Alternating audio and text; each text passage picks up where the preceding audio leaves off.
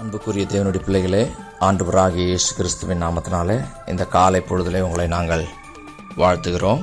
இந்த நாளுக்குரிய ஆண்டவருடைய வார்த்தையை நாம் வாசிப்போம். சங்கீதங்களின் புத்தகம் 27வது அதிகாரம் 7வது வசனம்.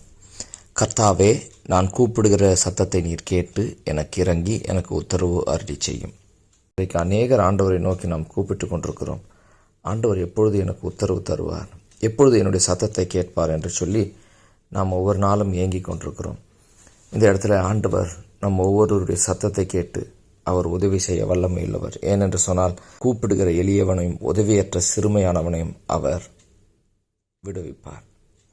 தம்மை நோக்கி கூப்பிடுகிற யாவருக்கும், உண்மையாய் தம்மை நோக்கி கூப்பிடுகிற யாவருக்கும் கர்த்தர் சமீபமாயிருக்கிறார். கூப்பிடுகிற காக்கை குஞ்சுகளுக்கு அவர் ஆகாரம் கொடுக்கிறார். ஆண்டவரை நோக்கி கூப்பிடுகிற எல்லாருக்கும் அவர் அற்புதங்களை செய்கிறவராகவும் அடையாளங்களை செய்கிறவராகவும் அவர்களுடைய குரலை கேட்டு ஆண்டவர் மறு உத்தரவு கொடுக்கிறவராகவும் இருக்கிறார். உங்களுடைய விஷயத்தில் ஆண்டவர் உதவி செய்யாமல் இருப்பாரா என்ன? கண்டிப்பாக ஆண்டவர் உதவி செய்வார். வேதத்தில் பிச்சைக்காரன் ஒருவன் இயேசுவானவர் இந்த வழியிலே போகிறார் என்று கேள்விப்பட்டு அவர் போகிற வழியிலே உட்கார்ந்து கொண்டிருந்த போது அவரை நோக்கி கூப்பிடுகிறான்.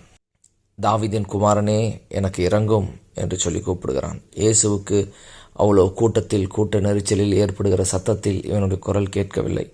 இயேசுவானவருக்கு என்னுடைய குரல் கேட்கவில்லையே என்று சொல்லி அவன் விடவில்லை. அங்கு வசனம் சொல்லுகிறது, அவனோ தாவீதின் குமாரனே எனக்கு இறங்கும் என்று முன்னிலும் அதிகமாய் கூப்பிட்டான்.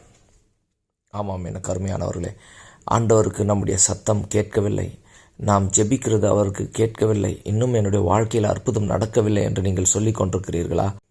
இன்றைக்கு அநேகர், நீ இதுவரைக்கும் ஜெபித்து உனக்கு ஒன்றும் நடக்கவில்லை, ஏன் நீ ஜெபிக்கிறாய், ஏன் ஆலயங்களுக்கு போகிறாய், ஒன்றும் நடக்காது என்று சொல்லி உங்களை அவர்கள் பின்வாங்க பண்ணலாம், உங்கள் விசுவாசத்தை குறைக்க பண்ணலாம். நீங்கள் அவர்கள் பேச்சை கேட்காதபடிக்கு இன்னும் அதிகமாக, முன்பை விட அதிகமாக ஜெபிக்கிறவர்களாக, ஆண்டவருடைய ஆலயத்தில் போகிறவர்களாக, ஆண்டவரிடத்தில் ஈடுபடுத்தி கொள்கிறவர்களாக நீங்கள் உங்களை மாற்றிக்கொள்ளுங்கள்.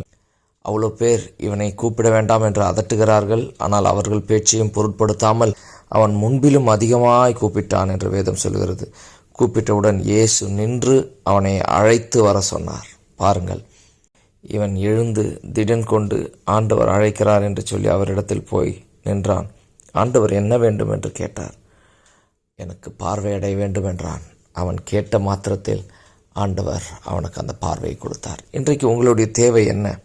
ஆண்டவரிடத்தில் நின்று அவரை நோக்கி கூப்பிட்டு சொல்லுங்கள். ஆண்டவர் நிச்சயமாக நீங்கள் கேட்கிற விண்ணப்பத்தை ஆண்டவர் உங்களுக்கு அருள் செய்வார். கர்த்தர் தாமே உங்களை ஆசீர்வதிப்பாராக.